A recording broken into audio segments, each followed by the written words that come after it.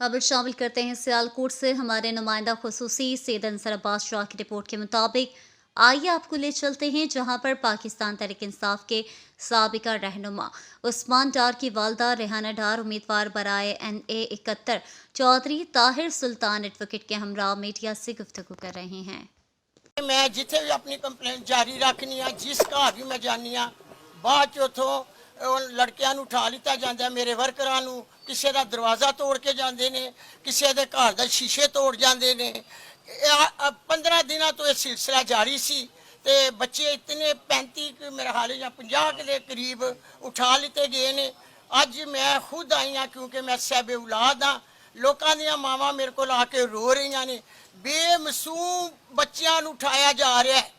क्या ये इलेक्शन है? मैं औरों से पूछती हूँ, क्यों कराया आपने इलेक्शन का ऐलान किया?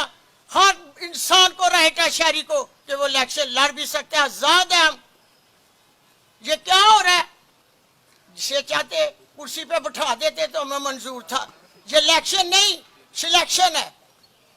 मेरा पैगाम है उन माओ को जिनके बहादुर और गैरतमंद बेटे पकड़े गए हैं, फिक्र ना करें, मैं भी एक माँ हूँ। इंशाल्लाह ताला आपके बच्चों के लिए अदालत में मैं हर केस लड़ूंगी आपके बच्चों का। आप फिक्र ना करें, मैं हर एक माँ के घर भी जाऊंगी।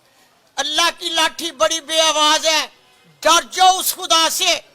जब चमकती हुई बिजलियां कड़कड़ाती हैं, किसी माँ की बद्दुआ से किसी के घर में भी गिर जाए तो गिराने वाला वो खुदा होगा, वो खुदा होगा गिराने वाला।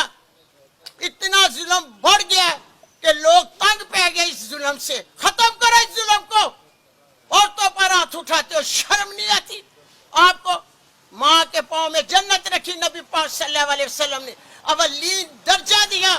देखो आप मेरी वीडियो, इन्हीं मेरे मुहाफिजों ने क्या किया था मेरे साथ। मेरे गिरेबान को हाथ डाला गया, मेरी चादर उतारी गई। आज मैं इस जुल्म के खिलाफ डट गई हूँ। ये मेरा फैसला मेरे कुरान के मुताबिक है। जब हमारे नबी पाक सल्लल्लाहु अलैहि वसल्लम जुल्म के खिलाफ डटे थे तो मैंने भी यही किताब 35 साल से पढ़ी है। मैं भी डट गई हूँ, देखती हूँ क्या होता है।